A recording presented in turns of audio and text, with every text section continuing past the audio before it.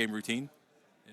Yeah, do you find a lot of players have like a kind of like niche little thing that they do to help them prepare or concentrate before a game? Well, obviously everyone is different and they live a life outside of playing cards. So Yeah. everyone's got different backgrounds. Everyone has different ways that they live their life. Some people might have a coffee, some people might have an energy drink, some people might have this. So yeah, like there's definitely a lot of personal comforts that people have, and Yep.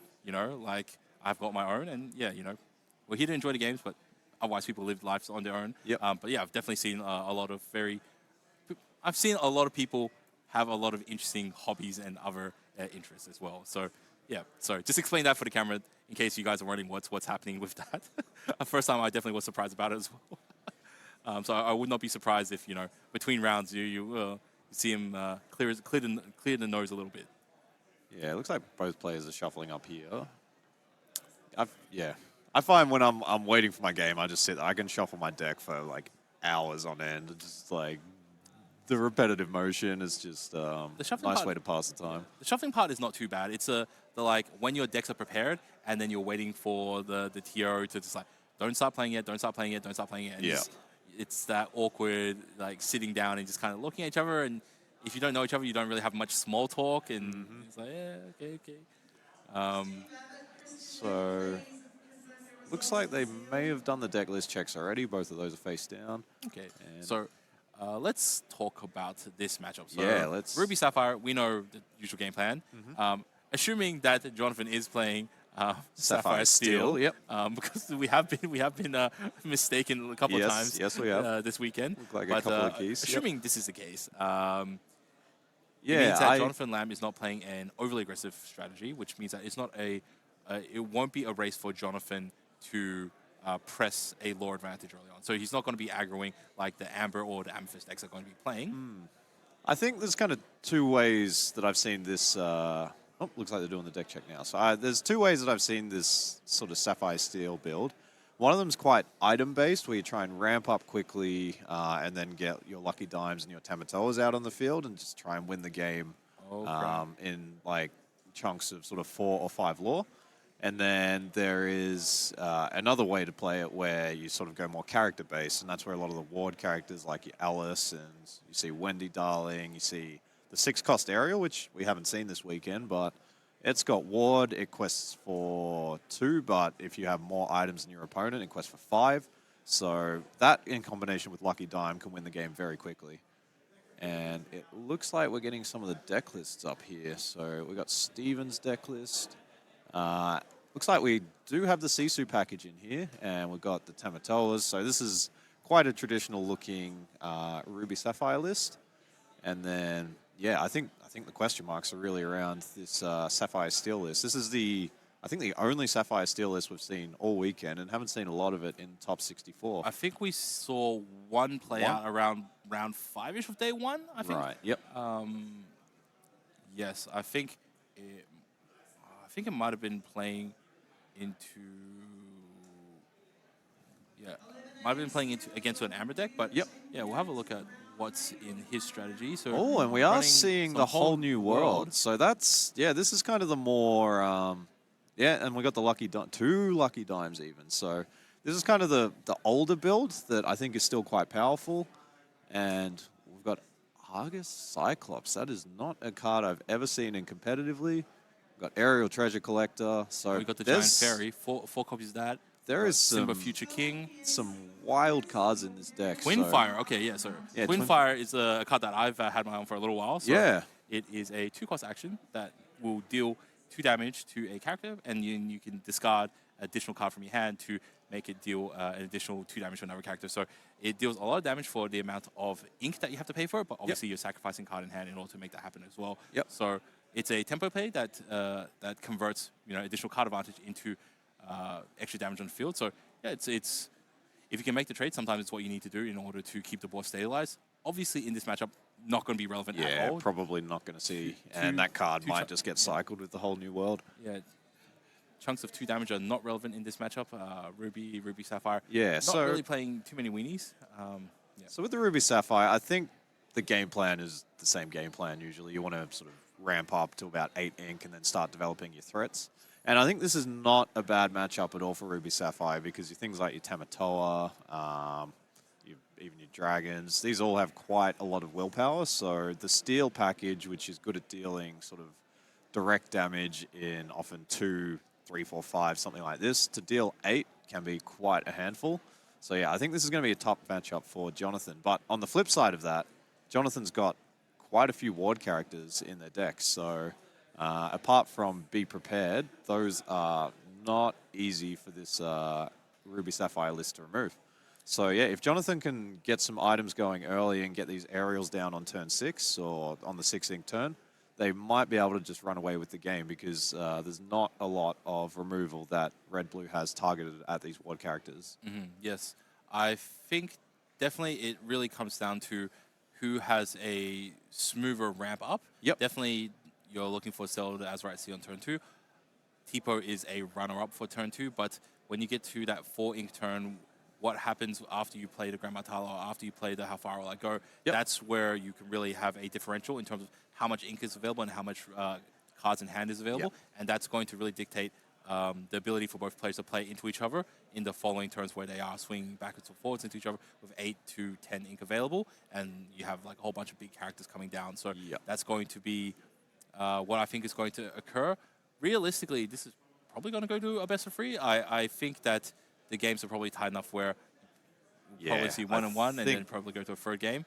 And definitely these are going to be long games. So we are working for the full 75 minutes for this round, probably. Yep, quite likely. I think the game, a lot of it will also be dictated by the Sapphire Steel player. I think if they are able to sort of get their ramp down early, shrink their hand, and then play their whole new world and refill, if the Sapphire Ruby player hasn't managed to ramp up as quickly yet, then you can get a big ink advantage, but you don't have the downside with the whole new world because you get the big ink advantage, your opponent hasn't been able to convert their cards into ink yet, and then you both draw 7, so your hand sizes are the same again. That can really give you a lot of control over the game on that timing of the whole new world when that comes out.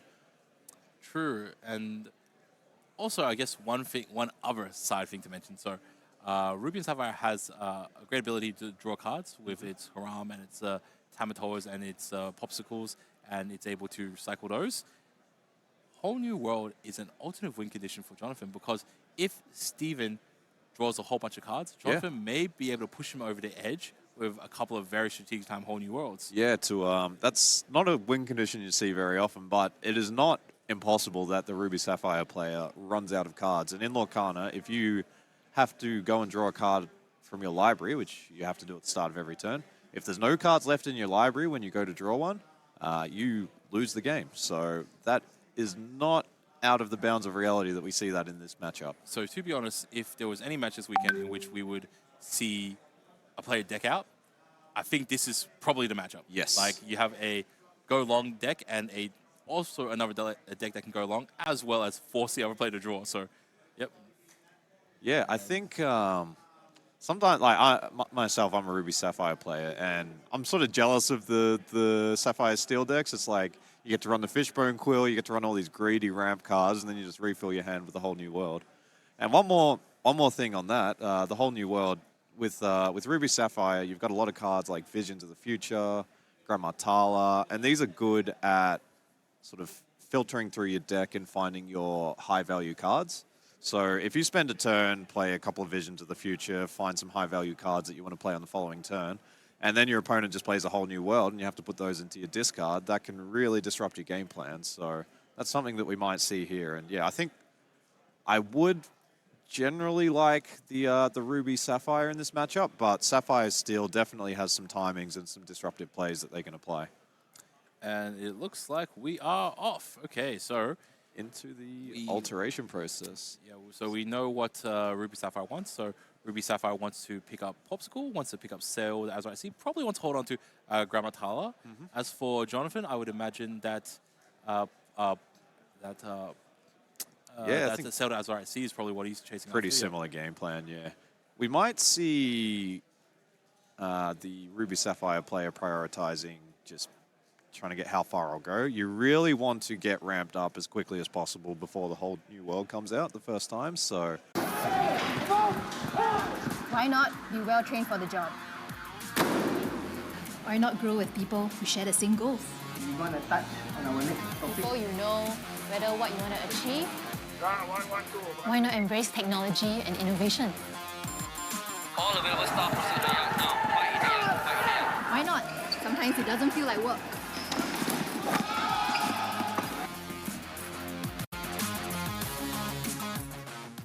Sometimes it does occur. I guess it's a little bit less prevalent when you have access to Sapphire, simply because you have access to Tipo. So And if Fishbone Quill as well, yeah, if you're on that. Yeah. and Fishbone Quill. So just in the situation where, look, you've got a whole bunch of inkables, hey, you got to play the Tipo, and the Tipo can help you put it there. So yeah. And I think Looks like Jonathan might be altering 4 back. Yeah, they're both having to think quite hard on this one. does that mean Steven is starting? He's playing first? Looks that way, yes. I think so. I think Steven's on the play for this one. All right, cool. And Jonathan is, yep, cool, distributing his cards back into his deck and shuffling it up. Yep. Cool. Make sure he's sufficiently randomized his deck for this. Yeah, I think as far as matchups go, being on the play versus on the draw in these kind of slower ramp-based matchups is not as important as in sort of some of these tempo-based matchups. Honestly, I can see it going either way. To Yeah. be honest, like there's probably certain matchups where like having the extra card just like gives you an extra set of options, right? Yeah, if you're trying to ramp quickly in particular, having that extra fuel in your hand can be beneficial. This allows you to, like, quote unquote, like make better quality inking decisions. Yep.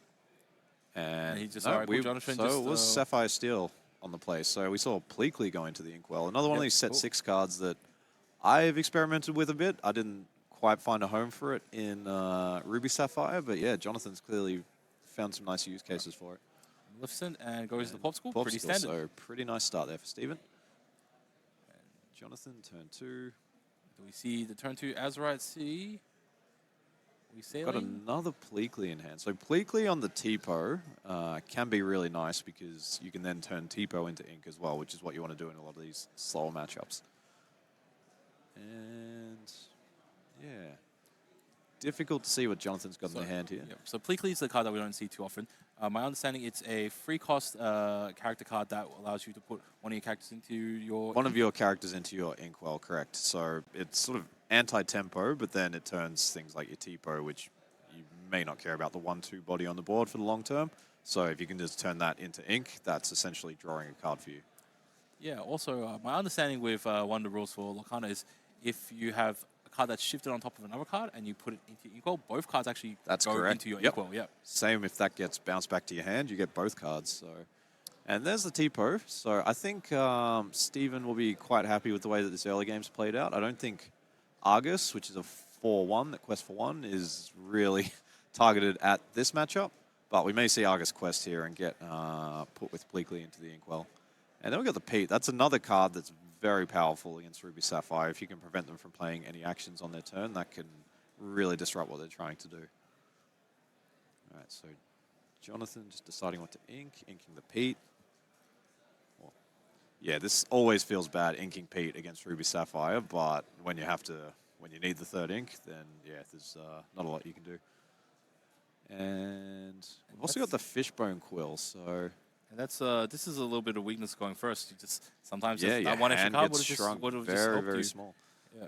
I can't quite tell if Jonathan's got the whole new world in hand. So if they do, they'll be happy to just put as many cards in their Inkwell as quickly as possible and then play a whole new world to refill. Is that yeah, this is a really interesting build from Jonathan.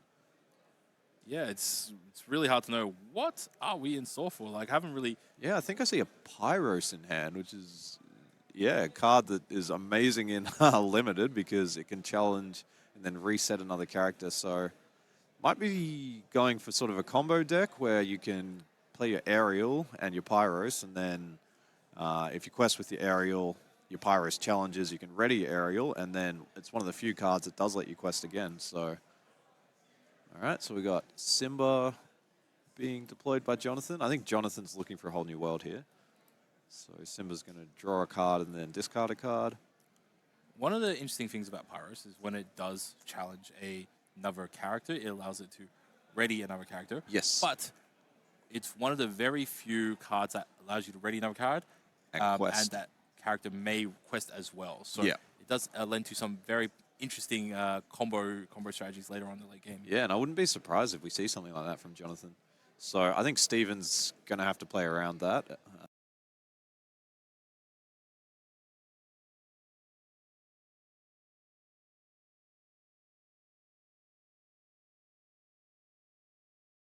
So we have Tipo challenging into the Argus.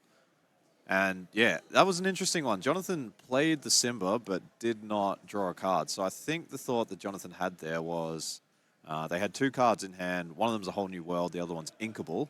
So probably regardless of what Jonathan gets off the top of their deck here, they're going to ink that first card in hand. They're probably going to fishbone the second card. And then they will play the whole new world. Whereas if you draw a card, you just reduce your library size by 1, and it's probably going into your inkwell anyway. Yeah, not sure. Honestly, it's in my mind.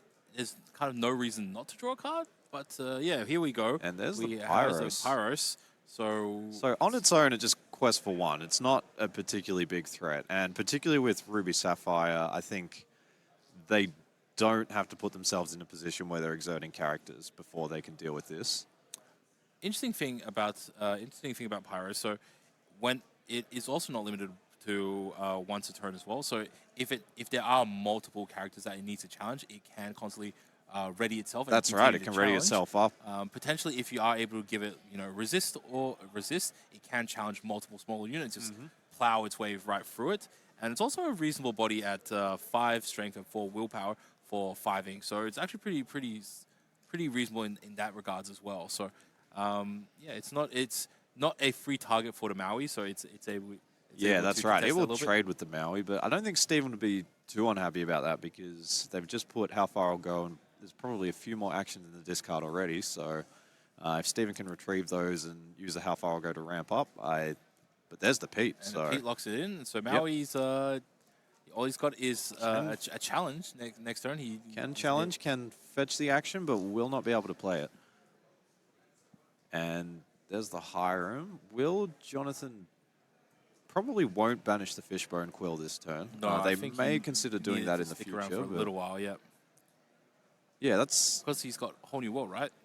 So you just, yeah. So you just So you Fishbone, stack up your inkwell as much as you can, and then you banish world, it and once then you after that you can Hiram. So yeah, Jonathan's probably trying to get a lot of it, maybe up to like 12, 13, 14 ink with this deck, because there seems to be a lot of combos that you can pull off once you get to that point. And particularly with the double lucky dime, you can do all sorts of things with that build. Yeah, that's definitely true. Like, it effectively allows you to convert a whole bunch of extra ink into just like extra speed for lore as well. So yeah, which I think Ruby Sapphire used to do that game plan, but yeah, particularly with set 6, it's really pushed the pace of the meta forward a little bit, and you can't run these greedy builds where you're just trying to ramp up with some of the older cards like Chicha. So yeah, we just see our first quest of the game, I think. Oh, second. I think it's 1 apiece at the moment. I think we did see Argus quest earlier. And there's the Maui Hero to All. So we got 2 Mauis on the board briefly there. Hero to All challenging into the Argus. Yeah, I think Jonathan identifies that it's completely safe to... with the Pyros. It's totally fine to lose the Pyros. This is not a matchup where the Ruby Sapphire player is going to leave things on the board exerted for the Pyros to challenge. True, and it doesn't seem like it's got too much of a value right now. Like, I don't think it really had too many targets against Steven's deck. Its only relevant targets probably is like the T-pose and the Grandmas early on. Yeah, and after that phase, really not a super major need to keep just there keep as a them singer, around, so pretty happy to send that into the discard. So we got Grab Swords. This is one of these cards that, again, used to be played in almost every Steel deck, but it just hasn't found a home in a lot of the newer decks. This deck's interesting. So one of the advantages of Fishbone Quill is that you can get away with playing significantly more uninkables because the Fishbone Quill can put them in and put them down. So actually, you can get kind of greedy with some of your cards, and like it was as we were saying this weekend, grab your swords. It's a good amount of very good card, damage dealing spell. So yeah, I think we may see it into the Inkwell here though. It's probably not the right matchup for it. It's more of an anti-aggro tool. Yep. So Jonathan inking the Vision. So they must have. All right. something in their hand that they want to play. And there's another whole new world, so sending Steven's hand into the discard. And let's see what Jonathan can find. I think the card they're looking for is probably Lucky Dime and Aerial Treasure Collector. There is a couple of Be Prepareds in the discard pile, so if Jonathan wants to quest or wants to sing here, Steven will be able to retrieve one of those.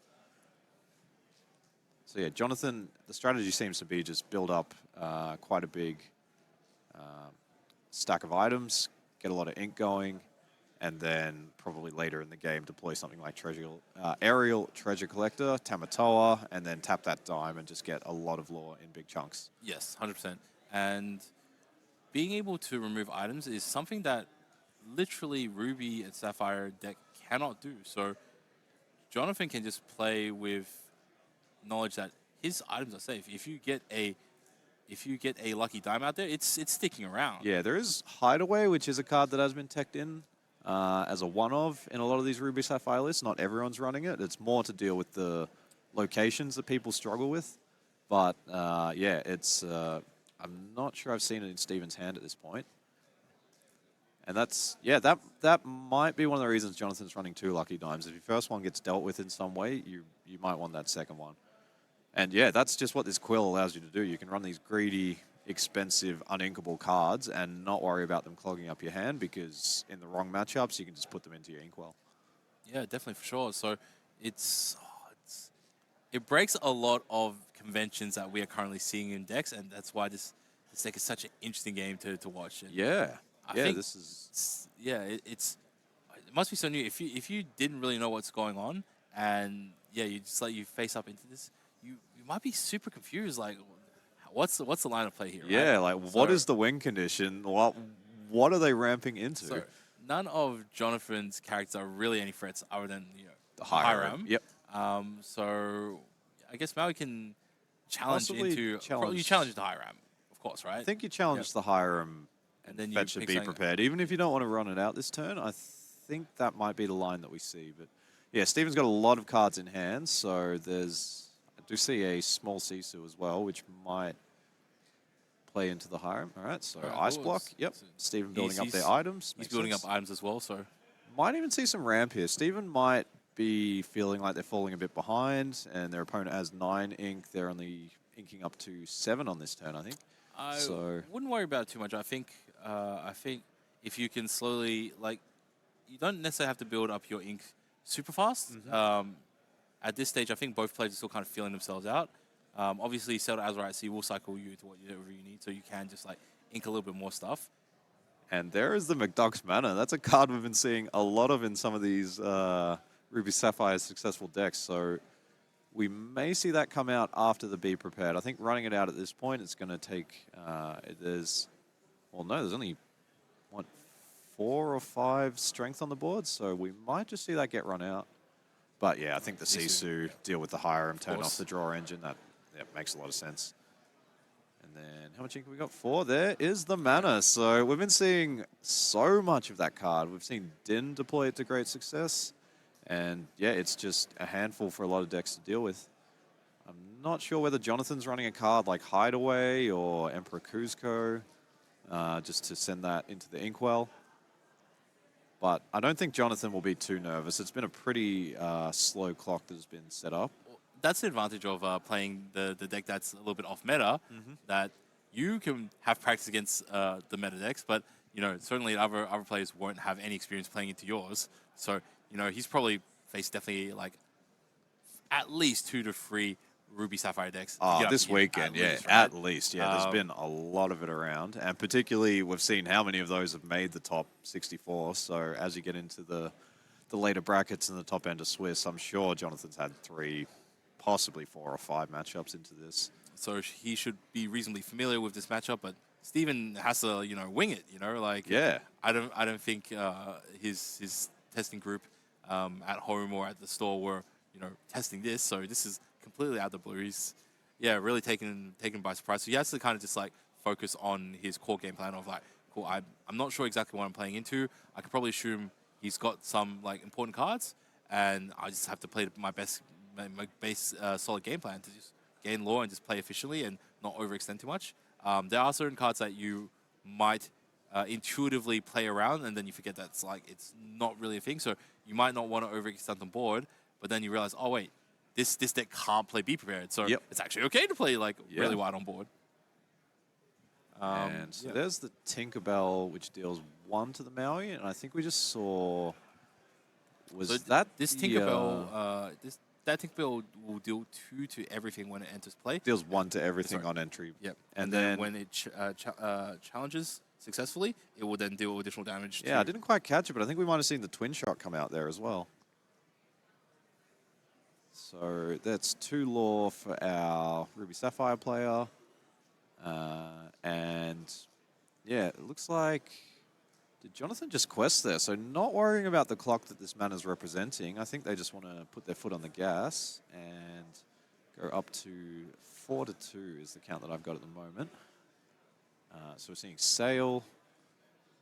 So yeah, Steven's in a tricky spot here. So yeah, admittedly he does have a mana, but he doesn't have really any board presence. Yeah. And Jonathan, look at all that ink in that inkwell. I'm counting 10, I think 11 even. So once they do find this dime, or both dimes even, that would be ideal, I think, then they will be able to put them to great use. So I think that's the read that Jonathan's got, or maybe just wants to try and deal with the McDuck's mana all in one go, so there's not a lot of point putting 4 damage onto it. I think valuing the lore and just trying to win the race is the game plan. And yeah, this Ruby Sapphire deck is not an aggressive deck. It doesn't usually win the game quickly. But if Steven can, I'm not sure how many manas were in their list, but if they could get another one down, then that clock 4 lore per turn is starting to look much scarier. True, but if Steven doesn't fill the board up with some amount of there's the board Be presence, Prepared. he's still going to struggle. So, all right, wow, two Chromacons. Vitality Spheres, Vitality Spheres. And yeah, so he's pretty prepared if Jonathan does exert any of his characters. So there's 2 Be Prepareds in the discard there. One of them went into the discard earlier, but the Maui Shark was able to retrieve it, so Jonathan would have known that was in hand. So yeah, I think Jonathan's still just digging for the lucky dime. Yeah, so I think he's currently on 11 at the moment. So he spends 4 of them on Hiram. Yep, 4 Hiram. Send and that away. draw Draw 2. Yeah, Jonathan's just looking for these key cards. And I do see the Tamatoa in hand, so we might see that come out. Steven does have... Short. I think he needs to ink 1 more to play Yes. Yep, I think you are correct. And we may see at some point this Fishbone getting banished in order to draw some cards. I wouldn't be surprised if we saw that in the next few turns. There's the Tamatoa. Yep, probably going to fetch a Fortisphere, and then we might see... Look at all those cards in the discard pile. This is what happens when you're playing... certainly cycled for a lot. Yeah, 2 whole new worlds. You end up with millions of cards in your discard pile. So we may see the Fishbone Quill activated here just to get the Fortisphere out. And yeah, that's, again, just what this Sapphire Steel list can do. When you're running a whole new world and you're drawing 7 cards with a single card, you can just ramp greedily and not have to worry about it. So, yep, Fortisphere. And yeah, Jonathan's just like, where are my lucky dimes? They have not been lucky this game. Seems that they are all towards the bottom of the deck. But yeah, Steven, I couldn't see how many cards in hand there, but I think it's, yep, all right, Visions. Down to 2 cards in hand, whereas Jonathan has 5 and also has the Hiram on board and has another Hiram in hand. So Jonathan's definitely managed to accrue card advantage here. He's definitely created a lot of advantage. Yep. But right now he's just like, we have to kind of wait on the Tamatoa to slowly build a little bit more advantage right now. So we're just kind of waiting on it. He has drawn all the cards, so he kind of has to get a move on actually trying to like create some presence. Yeah, that's Otherwise right. he might just actually draw himself out. Like, it is not impossible, but I think by the time that they find their lucky dime or their 2 lucky dimes, they should be able to just play a character every turn, tap a dime, and get to 20 before they run out of cards. If I had to take a guess, I think he's probably sitting around 20-ish cards right now. Yeah. In the Inkwell? No, just like 20-ish cards left in deck. Ah, yeah. Yeah. Yeah, I think they have drawn a lot. There's the Sisu, so trying to get a bit of a move on in the law race, which, yeah, I think that removes the Hiram and shuts off part of the draw engine. The Tamatoa has 5 strength, so is not vulnerable to the Sisu. And, yeah, here Jonathan has to decide whether they want to run out of Hiram and just look for more cards, try and find that dime, or whether they have an answer in hand for this Sisu. Yeah, again, didn't get a great... I just can't remember what was in Jonathan's list, so I don't know whether they're running cards like Let It Go or Along Came Zeus that can deal with some of these bigger threats, or whether most of their removal was sort of 2 or 1 damage for more sort of anti-aggro. So he does quest for free with the Tamatoa. Yeah, quest for 3, and picks up the finds a Fortisphere, draws another card. So Fortisphere, kind of like the steel version of Popsicle. Yep. It will draw your card when it comes into play. It costs 1, and you can banish it and pay 1 to give a character bodyguard until the end of your opponent's next turn. Yeah, so yeah, don't see the effect with the banish getting used too often in a lot of decks. I think most steel decks that are trying to run tempo, where bodyguards can be nice, it's usually a bit too slow. But yeah, again, Jonathan's just found a home for a lot of these cards, and there is the lucky dime that Jonathan's been looking for. All right, time to take a read. All right. So tap the lucky dime. Yep, still does the same thing. It's done since set 1. Right. So taps the dime. That's another 5 lore. So now it is really starting to get into the danger zone for Steven here. If Steven doesn't have a card like Hideaway, yeah, this clock that is being presented by Jonathan is starting to look very scary. Right, okay, cycling for another 2 cards. Yep. So now with the dime out, I think the card that Jonathan will look for is probably Aerial Treasure Collector. It will be... Wait, maybe not, because Jonathan actually has fewer items than Steven does at the moment, which is unlikely for this deck, but yeah, that might be something that Steven's playing towards. Yeah, he probably has a fistful of them in his hand, so... So we're still seeing cards added to the Inkwell. Okay, Popsicle, There's a all right. Popsicle. This Sapphire Steel deck, Yeah. it can ramp so greedily. Yeah, like Okay, cool. So I've definitely lost count of how much he's got. He's approaching 20 at the very least. Quarter of a deck, all right. So, very smooth here, just like lays it all out. I think that was 2 lines of 6 and a line of 3. So I think we're up to 15. Like I was about to say quarter deck, right? Yeah, I think we've got 4 to 12 on the lore count with the dime tap last This time. is crazy. It's like when just for the Ruby Sapphire players, like, oh man, this deck's even slower and more long gamey. I know, it's like... I have to be the aggressor now? I've only got 8 ink. This is sad. Like, usually the Ruby Sapphire has a huge ink advantage in almost every matchup. But yeah, this Sapphire Steel list draws a lot of cards. Are we going to see the mana down, or... Yeah, Steven doesn't seem to have a great answer in hand for this Tamatoa, which is presenting the win on board at the moment. With the Tamatoa questing plus the activation of the dime, that would be 10 lore.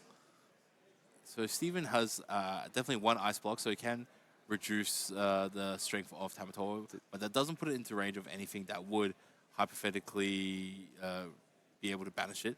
Obviously, you can run the Sisu in. Yeah, and there was a Maui here at all in hand, so could play the 5 cost, but yeah, that's a really not the trade that Steven wants to have to make at this point. If you need a little bit more strength to get over line, you can use your Vitality Spheres to pump up Sisu. Or we might see if we can play a Maui and then banish one of the Vitality Spheres, that puts it to 8. And yeah, that may... Oh, another ice block. Do we have some... Lady Tremaine or something like that to bring it down to... So he does presumably ice block twice. And double Vitalisphere. Yeah, okay, so... So, yeah, I think Steven might be trying to get the McDuck's mana out this turn. So, yeah, I think Maui was 1 line of play, but...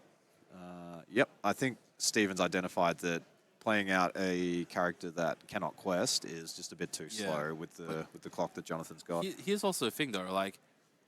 Jonathan can just play another Tamatoa. Yeah, he can play another Tamatoa, and yeah, like I said, and you can just coin it straight away. And yep, Steven just scoops it. Scoops it up. Yep.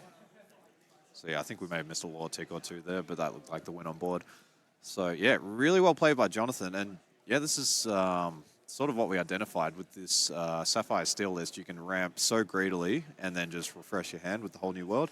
And I think that's another, that Pyro is not a card that we see very often, but because it can sing a whole new world, it's sort of got the anti-aggro component where it can challenge multiple cards in a turn. And then into these control decks, you can run it out, you can sing a whole new world, and then all of your ink is fresh, so you can then play something on that turn where you've just activated it. Because, playing 5 to play a whole new world is, you then have a handful of cards that you probably cannot play that turn, and you've just given your opponent the initiative. So you always want to find a singer for that card. Yeah, so I think this deck is really a deck that's just decided, hey, what happens if we just go full greed? You know, like what happens if we go even slower and longer than Ruby Sapphire? And let's say we want to really find these greedy cards that will help us deal with, some of the faster decks, and we just run Fishbone Quill to sort of ink through them. And it seems like maximum greed sometimes works, right? Yeah. So I guess as long as you're not playing against anything that's super fast and you don't brick, then you might be okay. So as long as you're drawing some amount of cards, then you'll be fine. But yeah, so this is crazy. I think I would genuinely be confused. Like, so yes, Steven has definitely picked up a lot of clues and ideas of how to best play against Jonathan. But sometimes even after the game, you'll just be percolating like what's the lines? What's the line? Yeah, what's the lines? what could I have done in that game? And you just get taken by surprise sometimes. Sometimes I did see Steven does have the McDuck's manner in the opening hand, so the game plan might just be run that out on the 4-ink turn and just try and accumulate lore and start the clock as early as possible. But it's not like Jonathan didn't have play, so he has the Argus. So even if you send, I think it's Argus and Pyros. I think they will both be able to take out. Both be able to take out. Yeah, that's true. You got the that manner. So 4 strength with the. So they have some very high strength challengers. Yeah. Yeah, a lot of. Yeah, this. Turn 1 Steven is Ice Block, and Ice Block. Jonathan probably turn 1 Fortisphere or Popsicle, right? Yeah, definitely. He's if they got have it. effectively 8 different turn 1 sickles. Yeah, that's right. That's one of the nice things because. Yeah, one of the things about Turn 1 Ice Symbol, Block okay. is. That's true. You also have to run Symbol because you've got so many uninkables, eh? Yeah. Yeah, that's another. I haven't seen the big Simba, so I think this is purely in the deck just to get a body down on the board and just let you filter your hand a bit with all these uninkables. So there's Tamatoa. I think we'll see Sail. Oh, Tipo. Tipo. Yep, Oh, Tipo's good as well. not optimum, but Yeah, I think the small Sisu Daring Visitor is probably not a card that Steven cares about too much in this matchup, so true. Happy to turn it into ink. Yeah, Sailed Out is alright. See, just gives you a little bit more ink to work with. Yep. Tipo's obviously Tipo creates a body, which I guess while there's Simba on board can help contest you a little bit, or just help you build a little amount of lore if when it comes to it. Jonathan, Not seeing a ramp card in hand here for Jonathan. I think that's a Visions on top, which looks like it's going into the Inkwell. No, I'm thinking about it. I might want to play the Visions this turn and look for a Sail or something like that to try and get their ink total going a bit. Yeah, just thinking carefully. Yeah, this is an important decision, especially if you want to ink a 2-cost card on turn 2 and then just pass. So inks the Smee and plays the Smee. There you go. All right, so going for the more sort of tempo-oriented play at the moment, which I think is. I guess yes. I think if there's no ramp in hand, then this seems like a good play. So we got 1-0 on the lore count to Jonathan, and Steven is probably pretty happy with the way that this has gone so far. A little bit interesting. So playing Smee forces now Steven to deal with this Smee. Otherwise, if he lets it go, that will gain him 246 lore. So I think Steven's maybe just is deciding that maybe to just ignore it for now. So he started the turn with Sail. This is one of those turns where you're going to Sail, ink, and then brawl it. Or Sisu. Sisu, yeah. He could have Sisu'd the Smee if he ice blocked it as well. It needs the double ice block for that because the Daring Visitor is 1 or less. Yep. So you can brawl with the. Yeah, you can brawl. But Steven's hand is down to, I think there's only 1 card in hand. So while they have been able to ramp to 5, and they have got a couple of bodies on the board, they're not particularly scary bodies for Jonathan. If Steven can find, say, a Shift Sisu and get that 3 questing out on the board, that could be nice. But I don't think like shifting into Sisu is super high priority. I think. Yeah. I think they need to find some you- card draw here, Yeah, ideally. You get some ramp and you get some card draw. Yeah. And this is a case where this is a game where Jonathan will be disincentivized from playing a whole new world because they have a lot of cards in hand. Their opponent has very few. So you don't want to refill your opponent's hand, especially if the cards that they draw. Any Ruby Sapphire player who has played knows that often, maybe not often, but sometimes you just get a handful of uninkables and you just can't do anything with your deck. You're stuck on 5 ink. You've got a bunch of 7 and 8 cost cards that you can't put in your inkwell. And yeah, depending on what Steven draws and what's in hand, Jonathan might just be quite content to let their opponent sit there with not a lot to do. It's just me, but it seems like a lot of cards in Jonathan's deck are foil. Like, Yeah, you just look at them and it's like they're a slightly different hue. yeah. I think the Fishbones are both foil. I think the Smee is foil. The Ice Block is foil, I think. Twin Fire is foil. Damn, okay. Yeah, that's not surprising. I guess when you get to this, the more serious parts of the competition, a lot of these players have probably put some resources into their deck, so you'll see a lot of foils. And I mean, we saw Like the Din's 4 deck with the 4 4 enchanted. That was such a flex. So, all right, so just deciding what to ink with the Fishbone Quill. Fishbone Quill, one of the cards. Tipo another one where you may ink any card, which means you don't have to show the card to your opponent to prove that it's inkable. You can just put it into the inkwell face down. So Steven definitely looking for a wheel here. Needs to find a Hiram or something along those lines. And this is, again, where cards like Ice Block, cards like Sisu Daring Visitor can be very clunky because you can't ink them. So if you get a lot of them in your opening hand, you can get stuck on a low amount of ink. And with these inkable cards, you're committed to them. So runs out the Shark there, prioritizing the Shark over the Hiram. There was definitely a couple of Is lines. that Steven's last card in hand? Yep, Steven's hand is Okay. now empty. Ooh, and all right, so yeah, obviously if you're Jonathan, all you do is not turn your guy sideways. Yep. And just continue to ramp up and then build, play the yeah. whole new world on your terms. If Jonathan could find a Singer for a whole new world, that would really be ideal for them. So there's the Fishbone. Yep. So he can just ramp up. He's not too afraid, even if you know There's the Steven. Hiram. Yep. All right. So Jonathan just saying that they're not too afraid of Steven's sort of current board. Happy to just draw some cards and see what they get. Interesting that And- he banished the Fishbone. Quill. Like he I think you didn't need have any. yeah, Didn't have any additional items to sort of play around with. Yeah. I think Jonathan's doesn't have a lot of fuel in hand. I think their hand is 4 cards, so probably trying to put 2 cards into the inkwell in a turn is not their priority at the moment. And Fortisphere is cycle on one, exactly yeah. what they were looking for. So, and there's the Pete as well. Another really nice combination. If you can find a Singer for the whole new world, if you can play your Pete and then sing a whole new world, this Ruby Sapphire list will get a lot of actions in their hand, and they will just have a very stuck hand because very few of their cards are characters.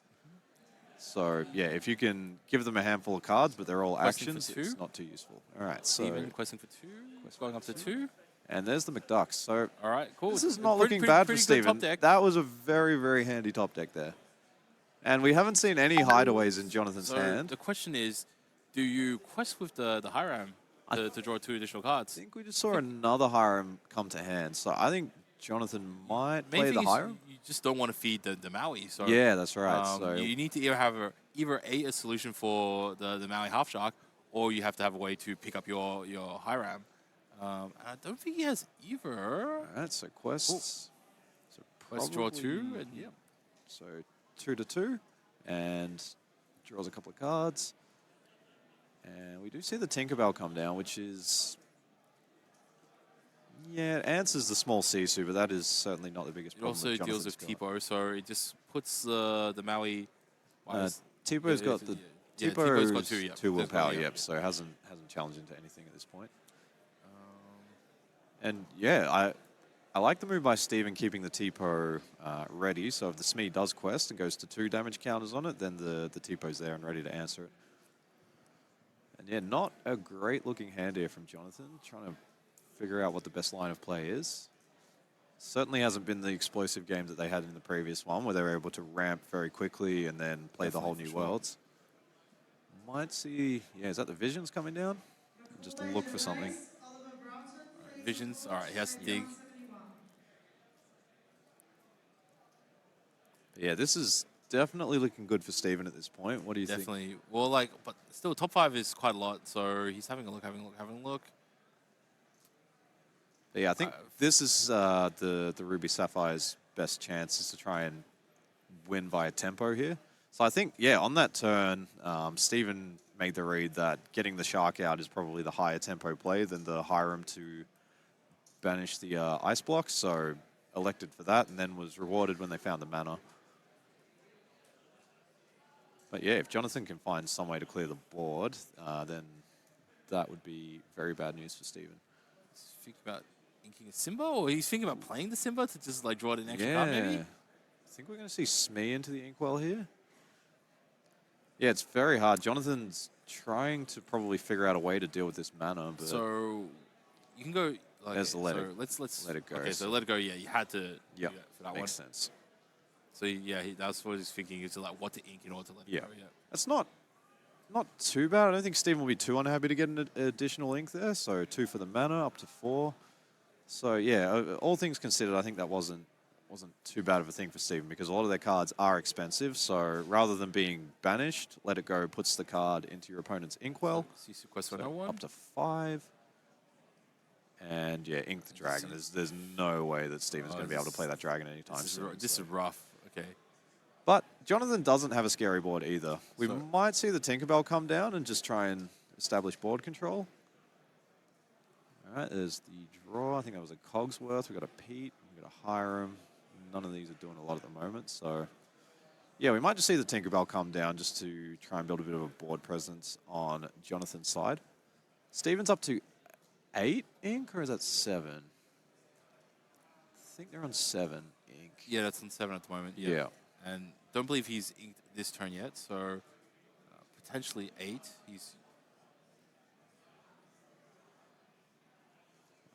So in this board match, you kind of just want to just keep playing. There's the Tink. Yeah.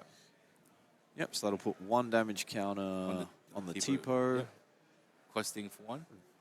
And yep, quest 1, so up to 3. Questing with the Hiram, no items to banish, so just a 1/6 body that quests for 1 at the moment. So Jonathan probably thinking like he can probably realistically there's nothing to punish him for going wide, except unless Steven top decks a Be Prepared. But you don't live your life assuming that your opponent's going to like draw Top deck that, top yeah. deck, I think right? I think just going wide here and yeah, what are the chances? I think Steven, I'm not sure how many B preps are in the list, but most decks will run So up to 2. So Steven gains 2 off the mana. 1 for the Ice Block. And yeah, again, this is where cards like Ice Block, uninkables, you're committed. Once you put them in your deck, if you draw them, you have to play them. On the upside though, now if he does play a Sisu, he does have a much higher range on the Sisu because he's got multiple Ice Blocks here. Yeah, that's true. So Jonathan going straight to Tamatoa? No, okay. Pete and And all right, so okay. Cogsworth, so just going very wide and Cogsworth questing. Gives all your characters resist. Quest for if I 6. recall correctly. I think I might have missed a lore trigger on Steven's side with the McDucks, so it might be up to 7. But yeah, I like the game plan from Grandma Jonathan. Tala? All right, cool. So he gets 2. It's Got a McDuck and a Hiram. I think you just go for the Hiram, right? I think so, but I'm not sure that they have. It's very hard to see. I think they have 4 more ink, so yeah, I think it's got to be the Hiram.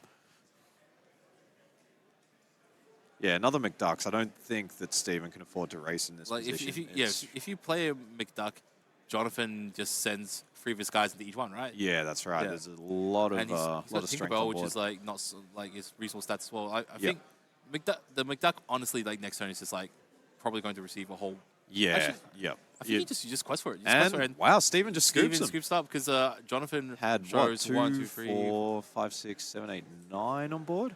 Yeah. So yeah, we may have missed a couple of lore triggers there. It might have been the win on board, but yeah, that's just an example of when you play Ruby Sapphire. If you just ramp and ramp and ramp, you're shrinking your hand very rapidly, and then if you can't find a wheel, it is just you run out of cards and you just ramp into GG.